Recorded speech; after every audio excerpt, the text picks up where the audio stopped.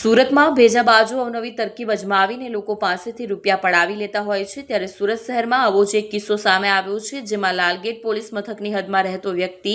Cyber ફ્રોડનો ભોગ બન્યો હતો અને 42,000 રૂપિયા ગુમાવ્યા હતા। જોકે આ મામલે લાલગેટ પોલીસ મથકમાં ફરિયાદ નોંધાતા પોલીસે જે બેંક એકાઉન્ટમાં ટ્રાન્સફર થયા હતા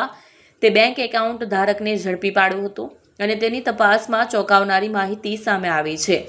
સુરતના લાલગેટ પોલીસ મથકની હદમાં શાહપોર વિસ્તારમાં રહેતા મુનીર અહેમદ નઝીર અહેમદ પર એક અજાણ્યા નંબરથી ફોન આવ્યો હતો, જેમાં સામેના વ્યક્તિએ મિત્ર તરીકે ઓળખાણ આપી પોતે હોસ્પિટલમાં છે અને પૈસાની જરૂર છે, પરંતુ પોતાનું ગૂગલ પે બંધ હોવાથી હું તારા એકાઉન્ટમાં પૈસા જમા કરાવું છું, જે પૈસા હું તને એક QR કોડ વોટ્સઅપ કરું છું તેમાં ટ્રાન્સફર કરી આપ, તેમ જણાવીને 42,000 રૂપિયા જમા થયેલાનો ટેક્સ્ટ મેસેજ મોકલ્યો હતો। જે બાદ મોકલેલા QR કોડ ઉપર પૈસા ટ્રાન્સફર કરવાનું જણાવ્યું હતું। આથી મુનીર અહેમદ નઝીર અહેમદે કોઈપણ પ્રકારનું બેલેન્સ વેરીફાઈ કર્યા વગર જ QR કોડ ઉપર પૈસા ટ્રાન્સફર કરી દીધા હતા અને બાદમાં તેના બેંક એકાઉન્ટ ચેક કરતા કોઈ પૈસા ટ્રાન્સફરથી આવ્યા નહોતા।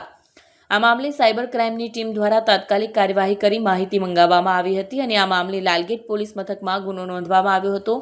પોલીસ તપાસ દરમિયાન ફરિયાદીના નાણાં એક્સિસ બેંક મારફતે હાલના આરોપી પ્રિયાંશ ઇન્દ્રવદન પટેલના ધી આદિનાથ કોઓપરેટિવ બેંક સુરતમાં આવ્યા હોવાનું બહાર આવ્યું હતું। આથી પોલીસે તેની પૂછપરછ કરતા પોતાના ડોક્યુમેન્ટ ઉપર આ બેંક એકાઉન્ટ ખોલાવી 25,000 રૂપિયામાં પ્રકાશ ઠક્કરને આપ્યા હોવાનું જણાવ્યું હતું। પોલીસે તેની ધરપકડ કરી તેની પાસેથી અલગ અલગ બેંકની 3 પાસબુક, એક ચેકબુક, એક ડેબિટ કાર્ડ મળી આવ્યા હતા। તેમજ અત્યાર સુધીમાં તેણે અલગ અલગ કુલ 13 બેંકોના એકાઉન્ટ ખોલાવી અને 20 થી 25,000માં પ્રકાશ ઠક્કરને આપેલા છે અને આ એકાઉન્ટ ઉપર અત્યાર સુધીમાં 20 સાયબર ફરિયાદો થઈ ચૂકી છે। આ સમયે આપેલા ધી આદિનાથ કોઓપરેટિવ બેંક સુરતના એકાઉન્ટમાં 45 દિવસમાં જ 116 ટ્રાન્ઝેક્શનથી કુલ 2,75,00,000 લાખની રકમ છેતરપિંડીથી મેળવેલ છે। હાલના પકડાયેલા આરોપી પ્રિયાંશ અને પ્રકાશ ઠક્કર એકબીજાના મિત્ર છે અને છેલ્લા 2 વર્ષથી પ્રકાશ ગોવા ખાતે કોઈ ઓફિસમાં કામ કરતો હોય અને પ્રિયાંશને પૈસાની જરૂર હોવાથી પ્રકાશે તેને બેંક એકાઉન્ટ ખોલી અને આપવા જણાવ્યું, જેના બદલામાં તેને એક એકાઉન્ટના 20 થી 25,000 રૂપિયા આપવાનું જણાવ્યું હતું અને બેંક એકાઉન્ટ ખોલાવી તેની passbook, chequebook, debit card courier મારફતે ગોવા ખાતે મોકલી આપતો હતો। પ્રકાશ ઠક્કર તે એકાઉન્ટ સાયબર ફ્રોડના નાણાં ટ્રાન્સફર કરવા માટે વાપરતો હતો। વધુમાં તે બેંક એકાઉન્ટ સાથે તેના નામના સિમ કાર્ડ લઈને પણ મોબાઈલ બેન્કિંગ તરીકે વાપરવા માટે મોકલતો હતો। લાલગેટ પોલીસ સ્ટેશનની અંદર એક સાયબર ક્રાઇમનો ગુનો દાખલ થયેલો હતો, તો આ ગુનો લાલગેટ પોલીસ સ્ટેશન દ્વારા ડિટેક્ટ કરવામાં આવેલો છે।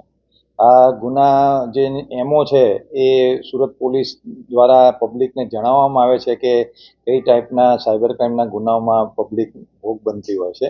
જેથી એક અવેરનેસ માટે પણ આ વસ્તુ જણાવવી જરૂરી છે। આ ગુનાની વિગત એવી છે કે જે અરજદાર છે તેના મોબાઈલ ઉપર એક કોલ આવે છે અને એવું કહે છે કે એના મિત્રનો હું મિત્ર છું અને અત્યારે હાલમાં હું એક હોસ્પિટલમાં છું અને મારે ઇમિડિયેટ પૈસાની જરૂર છે, પરંતુ મારી પાસે કોઈ ઓનલાઈન પેમેન્ટ કરવાનો ઓપ્શન નથી, હું આપના ખાતાની અંદર કે 42,000 રૂપિયા જમા કરાવું છું, તો આપ મને આ લિંક હું મોકલું એની ઉપર તમે 42,000 ટ્રાન્સફર કરી આપો, એમ કરીને એક મેસેજ અરજદાર પર આવે છે કે ભાઈ તમારા ખાતામાં 42,000 રૂપિયા જમા થયેલા છે। આ જાણીને જે અરજદાર છે એ જે લિંક હોય છે એની ઉપર 42,000 રૂપિયા ટ્રાન્સફર કરે છે, પરંતુ અરજદાર જ્યારે ચેક કરે છે ત્યારે તેના ખાતાની અંદર આવા કોઈ 42,000 રૂપિયા જમા કરેલા નથી। તો આ ટાઈપની એક એમઓ સાયબર ક્રાઇમમાં થઈ રહી છે। તો સુરતની જનતા વધારે એલર્ટ થવાની જરૂર છે કે જ્યારે કોઈ તમારા ઓળખાણથી કોઈ કોલ કરીને કોઈ ઇમરજન્સીમાં પૈસાની માગણી કરે અને સામે કોઈ લિંક મોકલે તો એવા વસ્તુમાં તમે પૈસાનું ટ્રાન્ઝેક્શન કરશો નહીં અને તમારા જે એકચ્યુઅલ મિત્ર છે તેની સાથે આ વસ્તુ વેરીફાઈ કરશો તો તમે સાયબર ક્રાઇમનો ભોગ બનતા અટકશો। હવે આ જે વ્યક્તિએ 42,000 રૂપિયા ટ્રાન્સફર કર્યા એની લાલગેટ પોલીસ દ્વારા તપાસ કરતા જે એકાઉન્ટ હતું તે તેલંગાણાનું એક્સિસ બેંકનું એકાઉન્ટ હતું અને એની જે ટ્રાન્ઝેક્શનની વિગત પોલીસે મેળવી તો ધ્યાનમાં આવેલું હતું કે સુરતની જ એક આદિનાથ બેંક છે એની અંદર એ 42,000 એક્સિસ બેંક તેલંગાણાથી અહીંયા એકાઉન્ટમાં ટ્રાન્સફર થયેલા હતા। તો લાલગેટ પોલીસ દ્વારા જે આ આદિનાથ બેંક જે છે એનો સંપર્ક કરીને એકાઉન્ટની વિગત કરતાં ધ્યાને આવેલું હતું કે પ્રિયાંશ ઇન્દ્રવદન પટેલ જે રામપુરા લાલગેટનો જ રહેવાસી છે તેના નામે આ એકાઉન્ટ હતું અને એને જ્યારે પૂછપરછ કરતા ધ્યાનમાં આવેલું હતું કે આ પ્રિયાંશ ઇન્દ્રવદન પટેલે આ રીતે બેંક એકાઉન્ટ ઓપન કરીને 25,000 રૂપિયાની અંદર તેનો એક મિત્ર છે પ્રકાશ ઠક્કર, જે મૂળ પાટણનો છે અને હાલ એ ગોવામાં રહે છે, એને 25,000 રૂપિયામાં એકાઉન્ટ એણે વેચેલું હતું. અને આની ઊંડાણપૂર્વક પ્રિયાંશની પૂછપરછ કરતા તેના નામે આવા 13 જેટલા બેંક એકાઉન્ટ ધ્યાનમાં આવેલા છે કે જેણે આ રીતે અલગ અલગ બેંકોમાં આવી રીતે એકાઉન્ટ બનાવી અને પ્રકાશ ઠક્કર છે એને આ રીતે વેચેલા છે. એટલે પ્રકાશ ઠક્કરને જે છે એને 42,000 રૂપિયા એણે પોતે ઉપાડી લીધેલા છે અને એ દિશામાં પોલીસ અત્યારે તપાસ કરી રહેલી છે. આ જે એકાઉન્ટ આદિનાથ બેંકનું છે એની ડિટેલ્સ જોતા એ હમણાં 45 દિવસ પહેલાં જે ઓપન થયેલું છે, પરંતુ આ 45 દિવસની અંદર અત્યાર સુધી કુલ 116 ટ્રાન્ઝેક્શન્સ થયેલા છે અને કુલ 2 કરોડ અને 75 લાખ રૂપિયા એની અંદર ટ્રાન્ઝેક્શન થઈને એની અંદરથી ઉપાડવામાં આવેલા છે. એનો મતલબ એવો છે કે આ એકાઉન્ટનો ઉપયોગ સાયબર ક્રાઇમ કે બીજા કોઈ ગુનાહિત કૃત્ય માટે વપરાયેલું છે અને તેનો ઓપરેટ એ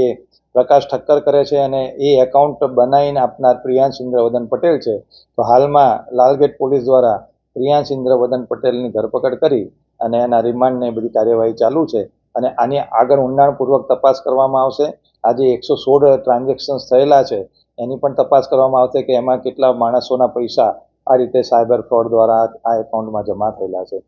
આ પ્રિયાંશના ઘરે તપાસ કરતા તેની પાસેથી બીજી 3 પાસબુક, એક ચેકબુક, એક ક્રેડિટ કાર્ડ એ પણ અમને ધ્યાનમાં આવ્યું છે. તો આ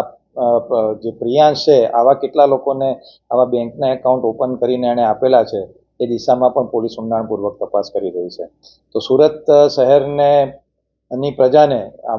સુરત શહેરની પોલીસ દ્વારા એક સૂચના મતલબ એક અમે રિક્વેસ્ટ કરીએ છીએ કે આવા કોઈ પણ જાતના કોલ તમારા મિત્રોના કે સગાવાલાના નામે ઇમરજન્સી પૈસા ટ્રાન્સફર કરવા માટે જ્યારે કોલ આવે તો એને પહેલાં વેરીફાઈ કરે અને પછી જ એ પૈસા ટ્રાન્સફર જરૂર હોય તો જણાય, તો એ લોકો સાયબર ક્રાઇમનો ભોગ બનતા અટકશે.